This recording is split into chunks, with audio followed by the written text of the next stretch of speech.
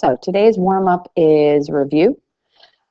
Questions 1 and 2, we're going to factor 24 and 36. So I'm going to take 24 and 36 and put them in an L. So I see that 6 can go into both. So that leaves me with 4 and 6. But 2 can still go in here. So 2 goes into both, and that leaves me with 2 and 3. So the greatest common factor here is the product of these two, because factors are in front.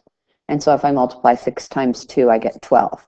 So 24 and 36, if I factor it and I write it using the distributor property, it's going to be 12 times the sum of 2 and 3. If you look at the next question, the only difference between this and what we just did is here I have a 24A and a 36C. So my answer is going to be 2A and 3C. And so what I'm going to do is I am just going to write this 12 times the sum of 2A and 3C. So just because they have a variable after them, that's all. The only thing you have to do is just add it at the end. Okay, so those are 1 and 2. Number 3, you're going to draw a rainbow to each term. And a rainbow means that you're going to be multiplying. So 4 times 2 plus 4 times 1.5. 4 times 2 is 8. 4 times 1.5 is 6. 8 plus 6 is 14. You could have added this, gotten 3.5, and multiplied it by 4 and done the same thing. So, but here's why we didn't do that. So 4 times 2A is 8A plus 4 times 1.5C is 6C. These cannot be combined because they don't have the same last name. And the same last name, of course, are your variables.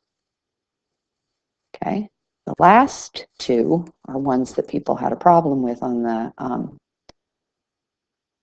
check-in number 2 and on that expressions test. If we look here, that's done. So I just write 3A plus 5C. That's all it is. But here, I have this 4 outside the parentheses. So that's plus 8A plus 12C. Remember that you have to multiply that 4 times that 3. That's where people mess up. So now I'm going to combine like terms. So 3A matches plus 8A, and 5C matches plus 12C.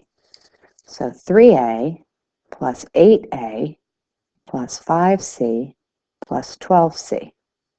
So that's 11A plus 17C.